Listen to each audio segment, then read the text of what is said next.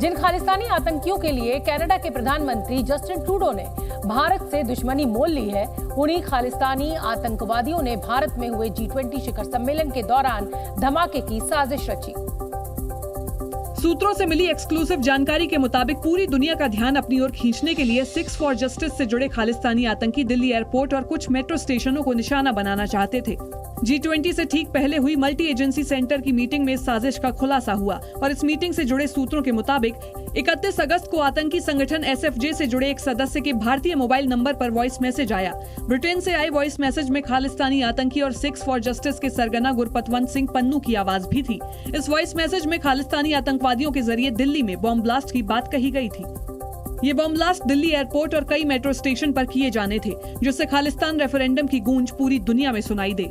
जबकि इसी 31 अगस्त को एक और कॉल इंटरसेप्ट किया गया, जिसमें G20 समिट के वेन्यू यानी भारत मंडपम और विदेशी डेलीगेट्स के रुकने वाले होटल्स को भी निशाना बनाने की बात कही जा रही थी।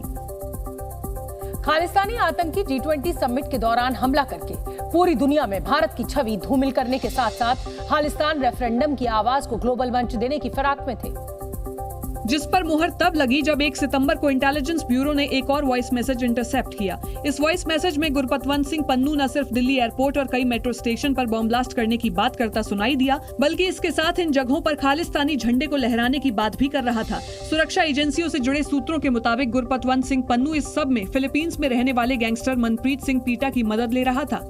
मनप्रीत सिंह पीटा कनाडा में रहने वाले गैंगस्टर अर्श डल्ला का बेहद करीबी दोस्त है, लेकिन इससे पहले ही 11 अगस्त को NIA ने मनप्रीत सिंह पीटा को फिलीपींस से दबोच लिया और भारत ले आई। जाहिर है खालिस्तान समर्थक आतंकियों और अलगाववादियों ने पाकिस्तान की शह पर भारत को चोट पहुंचाने की साजिश रची थी, लेकिन भारत की खुफिया एजेंसियों ने खालिस्तानी आतंकियों और उनके पाकिस्तानी सरपरस्तों की साजिश को नाकाम कर दिया। खालिस्तानी आतंकी हरदीप सिंह निज्जर की हत्या को लेकर भारत और कनाडा के बीच जारी कूटनीतिक तनातनी के बीच विदेश मंत्री S जयशंकर अमेरिकी विदेश मंत्री एंटनी ब्लिंकन से मुलाकात करेंगे। दोनों देशों के अधिकारियों ने इस मुलाकात के एजेंडे को लेकर कोई जानकारी साझा नहीं की है, लेकिन माना जा रहा है कि इस मुलाकात में भारत और कनाडा के बीच जारी राजनयिक संकट के बारे में भी बातचीत होगी। I don't want to preview the conversations he will have in that meeting, but as we've made clear, we've raised this. We have engaged with our Indian counterparts on this and encouraged them to cooperate with the Canadian investigation, and we continue to encourage them to cooperate. Jaishankar और Blinken के बीच होने वाली बातचीत के मुद्दे पर ही America ने खामोशी इख्तियार नहीं कर रखी है, बल्कि अमेरिका ने इस बारे में भी बताने से इनकार कर दिया कि कनाडा की जांच में भारत सहयोग करने को तैयार है भी या नहीं। Engagement you had with the Indians, do you see sense of cooperation from them? I'm not going to agree to. I'm not going to speak to our private diplomatic conversations. हालांकि जिस तरह इस पूरे विवाद में अमेरिका ने Canada का पक्ष लिया है, उससे ये जरूर तय है कि बैकडोर डिप्लोमेसी के तहत भारत उसे अपनी चिंताओं से अवगत कराएगा। S जयशंकर अमेरिका को कड़ा संदेश जरूर देंगे, जो कनाडा जैसे मुल्क का पक्ष ले रहा है जिसने आतंकियों और गैंगस्टर्स को पनाह दे रखी है। खालिस्तानी आतंकी हरदीप सिंह निज्जर की हत्या को भारत के खिलाफ इस्तेमाल करने का पाकिस्तानी प्रोपेगेंडा एक बार फिर फेल हो गया। पाकिस्तानी पत्रकार को इस मामले पर अमेरिकी विदेश मंत्रालय से सवाल पूछना भारी पड़ा। पाकिस्तानी पत्रकार ने भारत विरोधी गतिविधियों में शामिल रहने वाली, पाकिस्तान के पैसों से POK का दौरा करने वाली और इस्लामी एजेंडे का प्रचार प्रसार करने वाली अमेरिकी सांसद इल्हान ओमर का हवाला देते हुए इस मामले पर सवाल पूछा तो विदेश मंत्रालय के प्रवक्ता मैथ्यू मिलर ने उसे टका सा जवाब दे दिया। Any briefing schedule or she contacted with the State Department? Not that I'm aware of. Pakistani पत्रकार ने खालिस्तान समर्थक संगठनों को लेकर भी सवाल किया, जिस पर मैथ्यू मिलर ने टिप्पणी करने से इनकार कर दिया।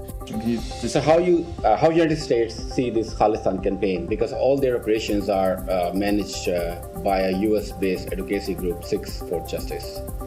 I just don't have any comment on that. Sorry. इतनी बेइज्जती के बाद भी पाकिस्तानी पत्रकार नहीं माना। उसने भारत और अमेरिका के बीच खालिस्तान नेटवर्क को लेकर सवाल दाग दिया।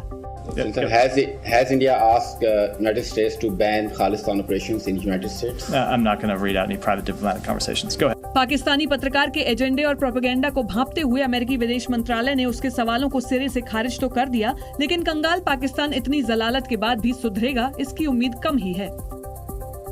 दिल्ली में 30 सितंबर को बीजेपी केंद्रीय चुनाव समिति की बैठक होगी। बीजेपी दफ्तर में 30 सितंबर को शाम 6 बजे होने वाली इस बैठक में प्रधानमंत्री नरेंद्र मोदी भी मौजूद रहेंगे। बैठक में मध्य प्रदेश और छत्तीसगढ़ विधानसभा चुनावों पर चर्चा होगी। मध्य प्रदेश विधानसभा चुनाव के लिए कांग्रेस की पहली सूची 5 अक्टूबर को जारी होगी। कांग्रेस नेता अरुण यादव ने कहा कि 5 अक्टूबर को इंदौर में प्रियंका गांधी की संभावित रैली के बाद कांग्रेस अपनी पहली लिस्ट जारी करेगी। राजस्थान चुनाव को लेकर बीजेपी और दुष्यंत चौटाला की पार्टी जेजेपी में गठबंधन पर जल्द फैसला हो सकता है। जेजेपी हरियाणा की सीमा से लगती राजस्थान विधानसभा की कई सीटों पर चुनाव लड़ सकती है। बिहार के मुख्यमंत्री नीतीश कुमार ने लालू यादव के घर जाकर उनसे मुलाकात की। पटना में 20 मिनट तक चली दोनों नेताओं की बैठक में सीट शेयरिंग समेत कई मुद्दों पर चर्चा हुई। आतंकवादियों को पनाह देने वाले पाकिस्तान की दोस्ती अब खालिस्तानियों से भी बढ़ गई है और इन्हीं खालिस्तानियों के सहारे पाकिस्तान भारत के खिलाफ साजिश रच रहा है। और इस साजिश का सबसे बड़ा सबूत जी मीडिया के हाथ लगा है। पाकिस्तान खालिस्तानी आतंकियों को भारत के खिलाफ भड़काने के काम में लगा है। कनाडा में खालिस्तानी मूवमेंट को समर्थन देने के लिए पाकिस्तान की खुफिया एजेंसी ISI ने खालिस्तानी टूलकिट तैयार किया है। इस टूलकिट के जरिए दुनिया भर में भारत को नीचा दिखाने की साजिश रची गई है। दरअसल ISI ने टूलकिट के जरिए खालिस्तान के नाम पर कनाडा में हो रहे प्रदर्शनों को सफल बनाने की साजिश रची है। इसके लिए ISI पाकिस्तानी सेना के रिटायर्ड अफसरों, पत्रकारों और उन सभी पाकिस्तानियों की मदद ले रही है जिनके सोशल मीडिया पर हजारों की संख्या में फॉलोअर हैं। ISI खालिस्तानी साजिश को सफल बनाने के लिए दुनिया के अलग अलग देशों में रह रहे पाकिस्तानियों की मदद ले रही है। एक तरफ भारत खालिस्तान के खिलाफ एक्शन मोड में है तो दूसरी तरफ पाकिस्तान खालिस्तान की जड़ों को टूलकिट के जरिए सींच रहा है।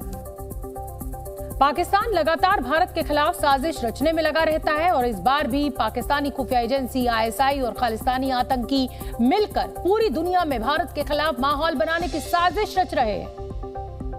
और इसके लिए सोशल मीडिया पर भारत के खिलाफ जहर उगला जा रहा है। पाकिस्तान के खालिस्तानी टूलकिट से और भी कई खुलासे हुए हैं। ISI की ओर से पाकिस्तान के नागरिकों से सोशल मीडिया पर भारत के खिलाफ खालिस्तान से जुड़े भड़काऊ पोस्ट करने के लिए कहा जा रहा है। ISI पाकिस्तान के नागरिकों को खालिस्तान से जुड़े कंटेंट भी दे रही है। ये कंटेंट भारत के खिलाफ होते हैं जिसे पाकिस्तानी नागरिकों को सोशल मीडिया पर पोस्ट करना होता है। ISI ये भी बता रही है कि ऐसे पोस्ट में किन हैशटैग का इस्तेमाल करना है जिससे इन्हें सोशल मीडिया पर वायरल किया जा सके। हालांकि पाकिस्तानी हुक्मरान और ISI को पता होना चाहिए कि अब तक भारत के खिलाफ उनकी हर साजिश नाकाम हुई है और इसी तरह टूलकिट वाली साजिश भी सफल नहीं हो पाएगी। पाकिस्तान सोशल मीडिया को हथियार बनाकर भारत के खिलाफ इस्तेमाल कर रहा है। भारत के खिलाफ खालिस्तानियों को भड़काने के लिए पाकिस्तान से कई सोशल मीडिया प्लेटफॉर्म ऑपरेट भी हो रहे हैं जिन पर भारतीय जांच एजेंसियों की नजर है। खुफिया एजेंसियों ने सैकड़ों की संख्या में सोशल मीडिया अकाउंट की पहचान की है जो भारत के खिलाफ खालिस्तानी आतंकी गतिविधियों को बढ़ावा दे रहे हैं। पिछले कुछ दिनों में सोशल मीडिया पर खालिस्तानी साजिश को हवा देने के लिए hashtag Hardeep Singh Nijjar, hashtag Khalistan freedom rally, hashtag Khalistan referendum और हैशटैग खालिस्तान जैसे हैशटैग बनाकर उसे ट्रेंड कराने की भी कोशिश की जा रही है। खुफिया एजेंसियों के मुताबिक पाकिस्तान के लाहौर, कराची और इस्लामाबाद से भारत के खिलाफ दुष्प्रचार किया जा रहा है। इस पूरी साजिश में पाकिस्तानी खुफिया एजेंसी ISI का बड़ा हाथ है। पाकिस्तान किस तरह खालिस्तानी आतंकवादियों को मदद पहुंचा रहा है, इसके कई सबूत सामने आए हैं। NIA की जांच में खुलासा हुआ है कि खालिस्तानी नेटवर्क को मदद पहुंचाने के लिए पाकिस्तानी खुफिया एजेंसी ISI ने दिल्ली के अति सुरक्षित माने जाने वाले तिहाड़ जेल में सेंध लगाई है। इसके लिए ISI ने लॉरेंस बिश्नोई गैंग से संपर्क साधा। साथ ही तिहाड़ जेल में बंद बिश्नोई के विरोधी गैंगस्टर कौशल चौधरी, अमित डागर, नवीन बाली से भी संपर्क किया। तीनों गैंगस्टर्स से पाकिस्तान से फोन पर 100 से अधिक बार बातचीत की गई, जिसके बाद गैंगस्टर्स ने हवाला के जरिए करोड़ों रुपए खालिस्तानी आतंकी अर्श डल्ला को भिजवाए। गैंगस्टर्स उगाही की काली कमाई का एक हिस्सा अर्श डल्ला को भेज रहे थे और ये पैसे खालिस्तानी आतंकी हरदीप सिंह निज्जर के पास पहुंच रहा था। खालिस्तानी आतंकवादियों के नेटवर्क को लेकर राष्ट्रीय जांच एजेंसी यानी NIA ने बड़ा खुलासा किया है, जिसके मुताबिक खालिस्तानियों और गैंगस्टर के गठजोड़ ने भारत में आतंक फैलाने का मजबूत नेटवर्क तैयार किया है। ये नेटवर्क इतना दमदार है कि मल्टीनेशनल प्राइवेट कंपनी की तरह काम करता है। NIA ने अपनी सप्लीमेंट्री चार्जशीट में बताया है कि आतंकियों की वर्चुअल मीटिंग भी होती है। खालिस्तानियों ने जो सिस्टम तैयार किया है वो किसी भी कंपनी से कम नहीं है। इस कंपनी में रिक्रूटमेंट, डिस्ट्रीब्यूशन, ट्रेनिंग सब होता है। यहाँ तक कि कमाई का टारगेट भी तय किया जाता है। NIA ने अपनी चार्जशीट में खुलासा किया है कि खालिस्तान टाइगर फोर्स के आतंकी अर्शदीप सिंह उर्फ अर्श डल्ला ने ये खतरनाक नेटवर्क तैयार किया था। कनाडा में छिपे अर्श डल्ला के बारे में NIA जांच कर रही है और इसी सिलसिले में कल देश के कई राज्यों में छापेमारी भी हुई थी। एनआईए की सप्लीमेंट्री चार्जशीट में खालिस्तानियों और गैंगस्टर्स के गठजोड़ के बारे में कई और खुलासे किए गए हैं, जिससे पता चलता है कि पाकिस्तान की तरफ से खालिस्तानियों को हर संभव मदद दी जा रही है। क्योंकि एनआईए के मुताबिक खालिस्तानी आतंकी भारत पाकिस्तान बॉर्डर के रास्ते ड्रोन के जरिए हथियार भेजते हैं। इन हथियारों को चलाने के लिए युवाओं का चुनाव किया जाता है। ऐसे युवा चुने जाते हैं जिनके ऊपर छोटे मोटे केस हों। चुनाव के बाद इन युवाओं को हथियार चलाने की ट्रेनिंग दी जाती है। इसके बाद गैंग से जुड़े गुर्गों को टारगेट को डराने का काम दिया जाता है। इसके लिए सिग्नल ऐप और दूसरे सोशल मीडिया के जरिए कॉन्फ्रेंस करवाई जाती है और उन्हें टिप्स दिए जाते हैं। गुर्गों को सिखाया जाता है कि टारगेट और उसके परिवार के बारे में किस तरह से जानकारी इकट्ठी करनी है। एनआईए जांच के मुताबिक खालिस्तानी आतंकी अर्शडल्ला अपने गैंगस्टर साथी सन्नी डागर के जरिए युवाओं को ट्रेनिंग देता था। केंद्रीय गृह मंत्री अमित शाह राजस्थान के बाद आज छत्तीसगढ़ पहुंचे।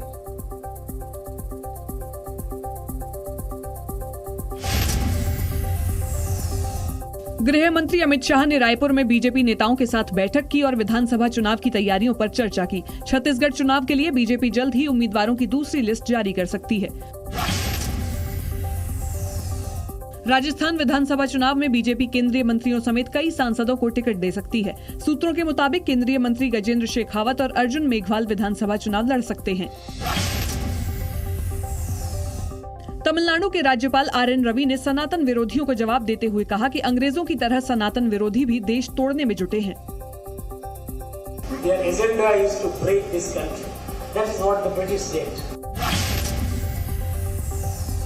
समाजवादी पार्टी के अध्यक्ष अखिलेश यादव अपने मध्य प्रदेश दौरे के दूसरे दिन छतरपुर पहुंचे।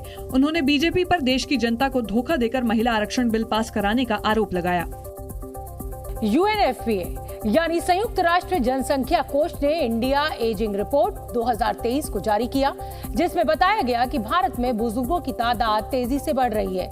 इंडिया एजिंग रिपोर्ट 2023 के मुताबिक भारत में बुजुर्गों यानी 60 साल से अधिक उम्र वाले लोगों की संख्या तेजी से बढ़ रही है। वहीं 15 वर्ष से कम उम्र वाले किशोरों की संख्या में गिरावट आ रही है। रिपोर्ट में लिखा है कि 2046 तक भारत में बुजुर्गों की संख्या 15 वर्ष के किशोरों की संख्या से अधिक हो जाएगी।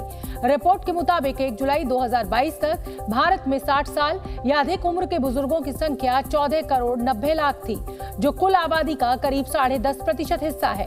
अनुमान है कि 2036 तक भारत में 60 साल या अधिक उम्र के बुजुर्गों की संख्या 22 करोड़ 70 लाख हो जाएगी, जो कुल आबादी का करीब 15% हिस्सा होगा। रिपोर्ट की माने तो इस सदी के अंत तक देश की कुल आबादी में बुजुर्गों की हिस्सेदारी 36% तक पहुंच जाएगी। संयुक्त राष्ट्र की इस रिपोर्ट में यह भी बताया गया है कि भारत के 40% बुजुर्ग गरीब हैं और करीब 19% बुजुर्गों के पास आमदनी का कोई जरिया तक नहीं है। राज्यों की अगर बात करें तो बिहार देश का सबसे युवा राज्य है, जहां बुजुर्गों की आबादी 7.7% है। वहीं केरल में बुजुर्गों की तादाद सबसे ज्यादा है, जहां 60 पार बुजुर्गों की आबादी 16.5% है। पंजाब में किसानों ने अपनी मांगों को लेकर आज प्रदर्शन किया। एमएसपी पर गारंटी और दिल्ली प्रदर्शन के दौरान किसानों के खिलाफ केस वापस न लिए जाने के विरोध में किसानों ने रेल रोको आंदोलन चलाया। अमृतसर में हजारों किसान रेलवे ट्रैक पर बैठ गए और ट्रेनों की आवाजाही ठप कर दी। राष्ट्रपति द्रौपदी मुर्मू अयोध्या में दीपोत्सव में शामिल हो सकती हैं। अयोध्या में इस बार दीपोत्सव के दौरान राम की पैड़ी सहित 47 घाटों पर 24 लाख दिए जलाने का लक्ष्य रखा गया है। प्रयागराज के उमेशपाल हत्याकांड में पुलिस ने अशरफ अहमद के साले सद्दाम को दिल्ली से गिरफ्तार किया है। उमेशपाल की हत्या के बाद से ही फरार सद्दाम पर 1 लाख रुपए का इनाम घोषित था। सेना की नॉर्दर्न कमांड के commander lieutenant general Upendra Dwivedi ने लद्दाख में बॉर्डर के इलाकों का दौरा किया। उन्होंने सेना और वायुसेना के अधिकारियों के साथ भी ऑपरेशनल तैयारियों पर चर्चा की। कांग्रेस के पूर्व अध्यक्ष और लोकसभा सांसद राहुल गांधी दिल्ली के कीर्तिनगर इलाके पहुंचे। जनता के बीच वहां पर दिखे। एशिया के सबसे बड़े फर्नीचर मार्केट के लिए प्रसिद्ध दिल्ली के कीर्तिनगर में राहुल गांधी को अपने बीच पाकर लोगों में खासा उत्साह नजर आया। राहुल गांधी को देखने के लिए अच्छी खासी भीड़ भी इकट्ठा हो गई, जबकि उन्होंने लोगों का अभिवादन स्वीकार करने के साथ साथ लकड़ी का काम करने वाले लोगों से भी मुलाकात की। इस दौरान राहुल गांधी लकड़ी के काम में हाथ आजमाते भी दिखाई दिए। वैसे इससे पहले राहुल गांधी आनंद विहार रेलवे स्टेशन भी गए थे, जहां उन्होंने कुलियों से मुलाकात की थी। इस दौरान राहुल गांधी सिर पर सूटकेस लादे नजर भी आए थे। राहुल गांधी ने कुली की ड्रेस भी पहनी हुई थी। पंजाब के कांग्रेस विधायक सुखपाल खैरा को आज ड्रग्स तस्करी के एक मामले में गिरफ्तार कर लिया गया। इसके लिए सुबह सुबह जलालाबाद पुलिस पूरी तैयारी के साथ उनके चंडीगढ़ के आवास पर पहुंची, जिसके बाद पुलिस ने कांग्रेस विधायक सुखपाल खैरा को उनके चंडीगढ़ के आवास से गिरफ्तार कर लिया। मेरे बेडरूम के अंदर आ गए यार, मेरे बेडरूम तक अंदर आ गए। मेरी वाइफ इतने है, मेरे बच्चे इतने हैं, मेरी चिल्ड्रन, मेरी डॉटर इन लॉ इतने हैं। खैरा का आरोप है कि पुलिस ने उनको एक घूंट पानी तक नहीं पीने दिया और उसके हाथ से गिलास छीन लिया। एक मिनट यार। खैरा की गिरफ्तारी के दौरान उनके समर्थकों ने पंजाब सरकार के खिलाफ नारेबाजी की। पंजाब सरकार मुर्दाबाद, मुर्दाबाद, मुर्दाबाद। पुलिस ने कहा कि खैरा को साल 2015 के एनडीपीएस एक्ट में दर्ज एक पुराने मामले में गिरफ्तार किया गया। एक पुराने एडे बोगस केस में मैंने अरेस्ट करना है, तो दोबारा बदला खोरी दे विच। जबकि सुखपाल खैरा ने आरोप लगाया कि मुख्यमंत्री भगवंत मान बदले की भावना से काम कर रहे हैं। पंजाब दे विच जंगल दा राज, बदलाखोरी दा राज। खैरा ने कहा कि उन पर झूठा केस दर्ज किया गया था और इस मामले में सुप्रीम कोर्ट ने उन्हें राहत भी दे दी थी। पर इन्हां दी करतूत देख लो, मैंने चंडीगढ़ तो अरेस्ट करके एक सरासर पुराने 2015 ਦੇ ਝੂਠੇ ਕੇਸ ਵਿੱਚ ਜਿੱਥੇ सुप्रीम कोर्ट ने समन्स क्वॉश ਕੀਤੇ ਹੋਏ ਨੇ, ਮੈਨੂੰ ਰਿਲੀਫ ਮਿਲੀ ਹੋਏ। खैरा ने कहा है कि वो सीएम भगवंत मान का विरोध करते हैं, इसलिए उन्हें गिरफ्तार किया गया। उन्होंने कहा कि वो अपनी लड़ाई अपने दम पर लड़ेंगे। कांग्रेस विधायक सुखपाल खैरा की गिरफ्तारी पर पंजाब सरकार ने बयान जारी किया है। राज्य सरकार ने दावा किया है कि ड्रग्स तस्करी केस में खैरा के खिलाफ अहम सबूत मिले थे, जिसके बाद ही सबूतों के आधार पर पंजाब पुलिस ने कांग्रेस विधायक सुखपाल खैरा को गिरफ्तार किया। पंजाब सरकार की ओर से कहा गया है कि फजल का ड्रग्स तस्करी मामले की जांच के दौरान पता चला कि खैरा ड्रग्स तस्करी में शामिल थे। भगवंत मान सरकार के मुताबिक खैरा अब तक राजनीतिक संरक्षण की वजह से बचे थे।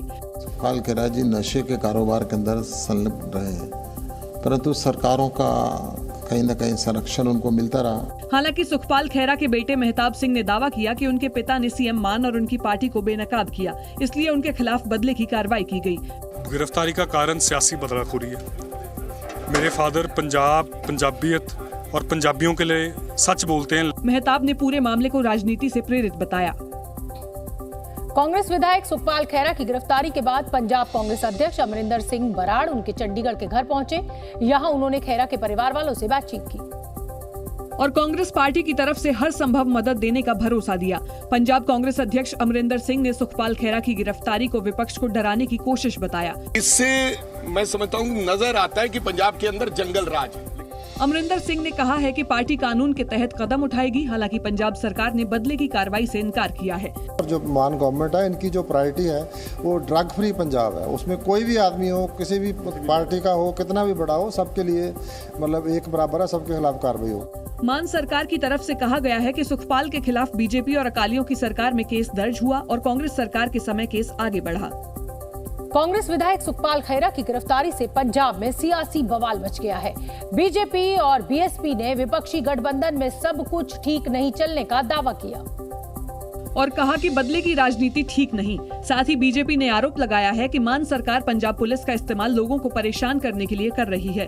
पंजाब पुलिस का जिस तरह से आम आदमी पार्टी भगवंत मान अरविंद केजरीवाल इस्तेमाल कर रहे हैं, शायद आतंकवाद के वक्त में ही ऐसे इस्तेमाल किया गया। आरजेडी ने भी सुखपाल खैरा की गिरफ्तारी को गलत बताया। कल को किसी की सरकार बनेगी, वो अपने पूर्ववर्ती मुख्यमंत्री को जेल भेजेगा। ये एक वाइब्रेंट जिंदा लोकतंत्र का मैं समझता हूँ कि उसकी पहचान नहीं है। वहीं बीएसपी नेता मलूक नागर ने दावा किया कि आईएनडीआई गठबंधन में सब कुछ सही नहीं है। देश में हरित क्रांति के जनक एमएस स्वामीनाथन का आज निधन हो गया। एमएस स्वामीनाथन ने चेन्नई में 98 साल की उम्र में दुनिया को अलविदा कहा। उन्हें पद्मश्री, पद्म भूषण और पद्म विभूषण से सम्मानित किया जा चुका था। पीएम मोदी ने ट्वीट कर एमएस स्वामीनाथन के निधन पर दुख जताया है। चुनाव आयोग की टीम कल 3 दिन के दौरे पर जयपुर जाएगी और 1 अक्टूबर तक जिला निर्वाचन अधिकारी, राजनीतिक दलों और सुरक्षा एजेंसियों के साथ बैठक करेगी। 197वें गनर्स डे के मौके पर सेना ने एक वीडियो जारी कर अपनी तैयारी और ताकत का प्रदर्शन किया। इस दौरान तोपों, रॉकेट लॉन्चर और K9 टैंकों ने अपना पराक्रम दिखाया। पाकिस्तान की सरकार दूसरे देशों से भीख मांगा करती है, लेकिन अब हालात ये हैं कि पाकिस्तान की आवाम भी दूसरे देशों में जाकर भीख मांगने का काम कर रही है। पाकिस्तान के नागरिक इंटरनेशनल लेवल के भिखारी बन गए हैं, जिस पर मुहर लगाई है सऊदी अरब, यूएई और ईरान ने। इन तमाम खाड़ी देशों ने पाकिस्तान की सरकार से शिकायत की है कि खाड़ी के देशों में जितने भी भिखारी गिरफ्तार होते हैं उनमें से 90% पाकिस्तानी होते हैं। पाकिस्तानी भिखारियों से सऊदी अरब, यूएई और ईरान की जेलें भर गई हैं। पाकिस्तानी वीजा लेकर यहां पहुंचते हैं और फिर भीख मांगने लगते हैं। यही नहीं, सऊदी अरब की ग्रैंड मस्जिद से जितने भी जेब कतरे पकड़े जाते हैं उनमें ज्यादातर पाकिस्तानी होते हैं। जिसके बाद प्रवासी पाकिस्तानी मंत्रालय के सचिव ने स्टैंडिंग कमेटी की मीटिंग में इसे लेकर शर्मिंदगी भी जताई है। पाकिस्तान के लोग सऊदी उम्रा का वीजा लेकर पहुंचते हैं, मस्जिद के बाहर भीख मांगते हैं क्योंकि यहाँ ज्यादातर लोग रुपए की जगह रियाल में भीख देते हैं। हालांकि खाड़ी के देशों में सरकार भिखारियों को लेकर बेहद सख्त है। यहाँ भीख मांगने वालों को जेल में डाल दिया जाता है।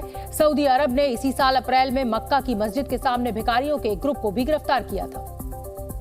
भीख की प्रथा को खत्म करने के अभियान के तहत खाड़ी के देश कड़ी कार्रवाई भी करते हैं, जिसकी वजह से पाकिस्तानी भिखारियों से यहाँ की जेलें भर गई हैं। लेकिन इस सब के बावजूद पाकिस्तान से भिखारियों के निर्यात में कोई कमी नहीं आई, बल्कि पाकिस्तानी भिखारियों की हिम्मत इतनी बढ़ गई कि वो हवाई जहाज में यात्रियों से भी भीख मांगने लगे हैं। पाकिस्तान सरकार की सीनेट की स्थायी समिति के मुताबिक करीब 10 लाख पाकिस्तानी विदेशों में हैं, जिनमें से एक बड़ी संख्या भीख मांगने में जुटी है। मतलब ये कि आतंकियों के साथ साथ अब पाकिस्तान भिखारियों का निर्यातक भी बन गया है।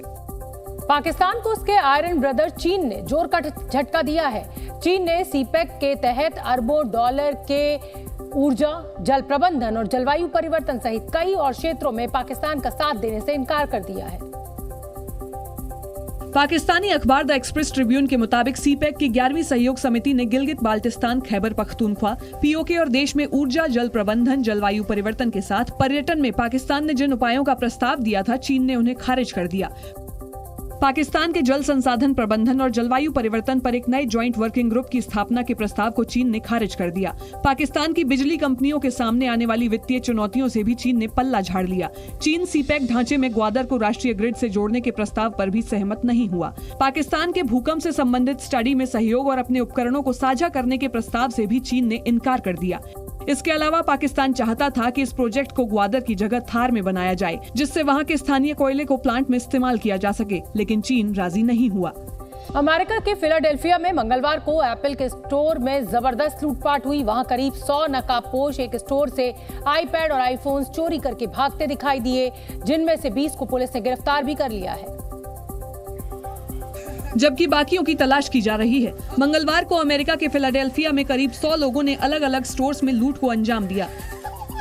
सामने आई तस्वीरों में दिखा कि नकाबपोश, जिनमें ज्यादातर नाबालिग थे, लुलुलेमन नाम के एक स्टोर में घुसे और वहां डिस्प्ले पर जो कुछ दिखा सब लूट कर बाहर भागने लगे। तभी पुलिस वहां पहुंची और भागने की कोशिश कर रहे चोरों को धर दबोचा। स्टोर से चोरी करके भाग रहे नकाबपोशों में किसी के हाथ में आईपैड्स थे तो किसी ने कई आईफोन्स हथियार रखे थे।